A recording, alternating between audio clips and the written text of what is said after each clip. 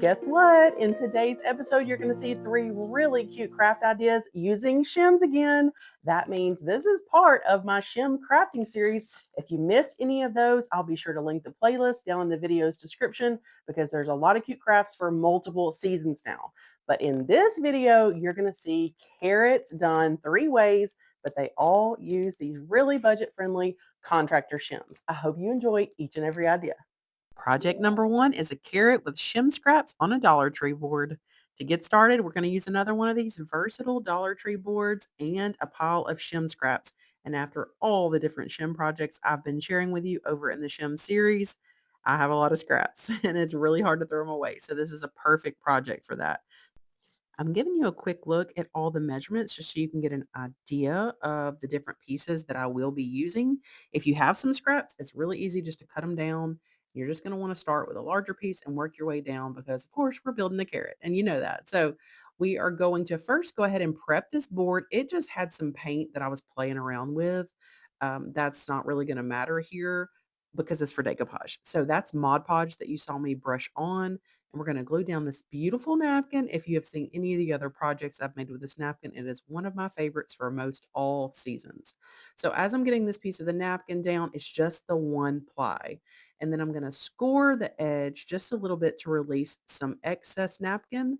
And that is going to go right at the top to patch in because the napkin wasn't quite as long as the board. So that is a really easy fix sometimes. And because I know that the greenery for the carrot is going to go up here, I'm not worried about any of those matching lines really standing out too bad. So we'll get that in place and then we'll go ahead and score the rest of the napkin off the edge. If you've never done this technique, it works wonders. This is a little micro detailing sander that I have in my hand. And as you can see, I'm dragging it along the edge, moving in a downward motion, and that helps score and release all the excess napkin. Here's a little trick. Even though I don't need this napkin in case you've never decoupaged with napkins because you just never know, you need to get down to the one ply. That's what you want to decoupage. So a little trick I like to do is put a little Mod Podge on my fingers and it helps pull the plies apart. So see that one ply right there? That's what I decoupaged onto the board. It was just some scraps I had in my stash. And then I'm going to go ahead and put a nice little coat of sealer over the top of this, just more of the matte Mod Podge. And then we'll set that to the side and let that dry because we're going to move on to painting our little shim scraps. We're going to use a beautiful color called Cinnamon by Folk Art. It's one of my favorite oranges. So you'll see me pull it out, around pumpkin time and then carrot time. It works great. So I'm going to get just one side of all of these shim pieces painted orange and then we'll move on and we'll be able to get those dry and do a little bit more decorative finishes on them. So now that they're all painted, give them a nice little dry, and then I'm going to take a little sander to them and distress some of the edges, letting some of the natural wood show back through. We just want a nice little layered, interesting look. You can stop and leave it simple like that if you want to. It's really just your preferred style. And I'm going to take some distressing ink as well, and I'm going to kind of brush it along the edges to add some variation and interest there, kind of antique it. And that looks really pretty too. I think that helps the little pieces of the shims stand out. Now, this is going to end up being a fun shape. Clearly not some rounded carrot shape, but really fun because you get to build it on the board like a little wood collage. I'm going to take that same distress ink and give this board a nice little border somewhat of the distress ink and along the edges. And it really helps frame out the project and up level the look of this plain wood board that does come from Dollar Tree. These little boards, I have made lots of things with them. They are just so versatile and I love having them in my stash. So it won't be the last time that you see this board because there's just so many different ways you can get creative with it. All right, so now on to lining up our stack of shim pieces and then laying out this beautiful greenery that I don't believe I've shown y'all this one before, but this is a little greenery piece that I picked up at Walmart actually. So I'm just kind of gathering my little bundle to decide where the greenery is before I start gluing down the shim pieces. I do recommend that when you are building things and crafting things like this, always do a dry run, meaning lay everything out and kind of make sure that the proportions are where you're thinking and that the project is going to kind of look the way you did envision before you start getting things permanently in place. That's just a helpful tip there in case you don't do that and you're just quick to glue things down. It can cause you some headaches later if you had to shift things around or it didn't turn out exactly the way you wanted. Okay, so now that we've got the greenery hot glued down in place, now we can kind of cover up in a beautiful way, of course, where the pieces of shims meet that greenery. So to the rescue is our beautiful textured moss. And I also have this little husk. It's coconut husk, like the cocoa liners that you would use for planting, just for a little added extra texture. You might not actually be able to see it much, but I love layering different things sometimes. Now, I did a little distress ink on this piece of Osnaburg muslin, did a sweet little fabric bow, and I'm going to use this cute little bunny stamp on this craft paper tag. I'm applying some Stays On ink in the color black. I have that little stamp on my stamping block. These are so handy. They work wonders. And now we're just going to distress this tag a little bit more. Give it a nice little rip along the edges. Do a little tattering with my scissors along the edges. We don't want it to look brand new, you know? We've already got a nice distress look going on the project. So we want to make that match up.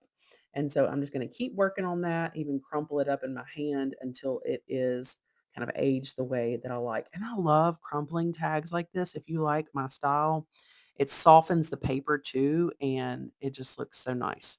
So a little bit more distress ink around the edges, and then we're going to take this rusty safety pin and poke it through here at the top of the tag and then into the bow.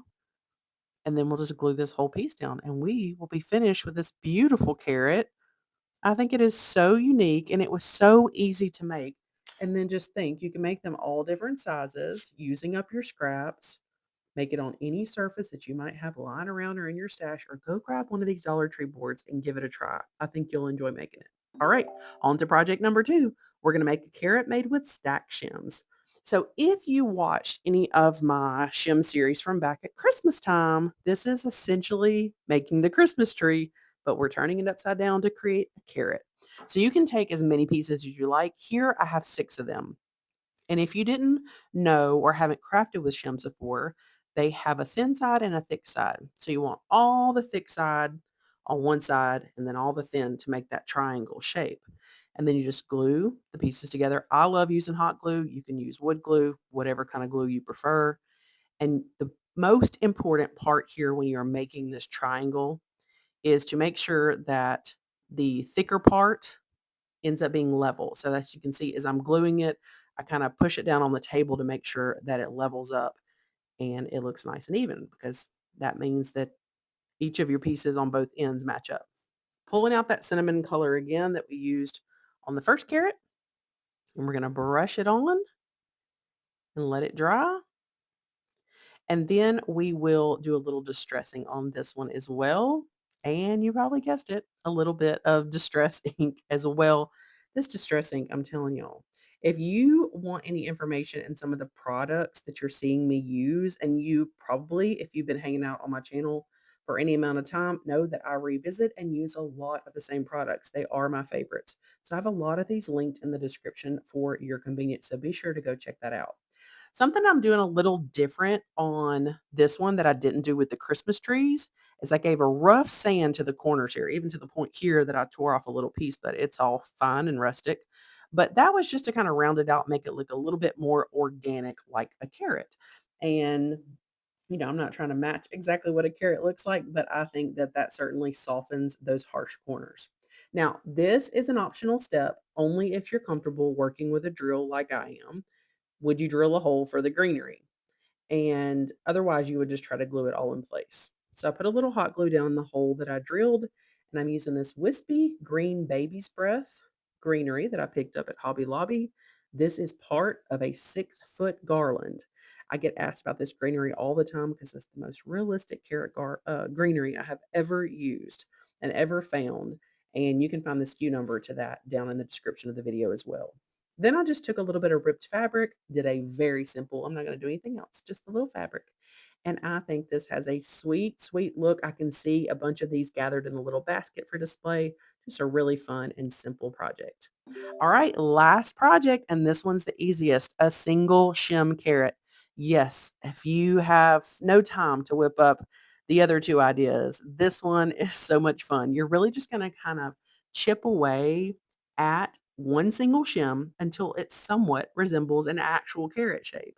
So I'm just cutting in place and I'm kind of snipping with my miter shears, and you can use scissors for this as well. And I'm just breaking off pieces to kind of give it that more natural organic carrot look.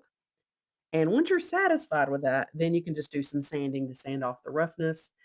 And now wait till you see the little bit of work that I'm going to do with the ink. It actually looks probably the most realistic out of any of the carrots I've crafted. And I can see these being really useful, like bundled together as little wreath embellishments or, put together. I can see a bunch of them together would look really cute in all different sizes. So same cinnamon color, same dried up, get it distressed, and then a little bit more distressing ink, except for this time we're going to take it one step further with that distressing ink. So first, I'm going to take the distressing ink along the edges as I usually would, but then I'm going to kind of turn my inking brush a little bit to add those little pieces, notches in that you would find in an actual carrot. What do you think? I think that was a fun idea. Okay, and since we have to put the greenery on the front because we have nowhere else to attach it, I'm just going to put greenery on one side, and then I'm going to put a little moss on the front and the back just to make it a nice little wrap.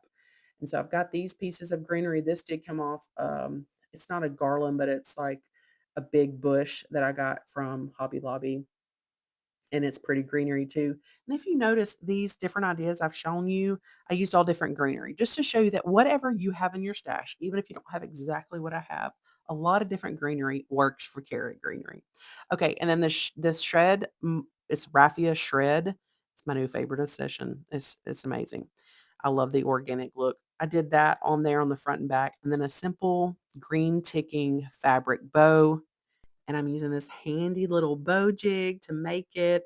This one's a handmade one by a sweet friend of mine. I'll be sure to include his link in the description of the video as well in case you need to grab one and play with it. I use it in a couple different ways. So it is super handy. All right, and I'm just going to glue that little bow in place and we are finished. I really liked the simplicity of this one. Well, I had such a fun time. Thanks for hanging out with me while these carrot crafts came together. Let me know down in the comments which was your absolute favorite. Be sure to check the video's description because you're going to see the playlist from the other shim crafts I've been showing you here on my channel, and you can see some supplies used and things like that that might be helpful to you. Just a reminder, be sure to like and subscribe to my channel and turn on the notification bell so we can stay connected and you'll know when there's a new episode waiting for you to enjoy. Lastly, you're amazing. You're creative. I'm so glad you were here today. Bye bye.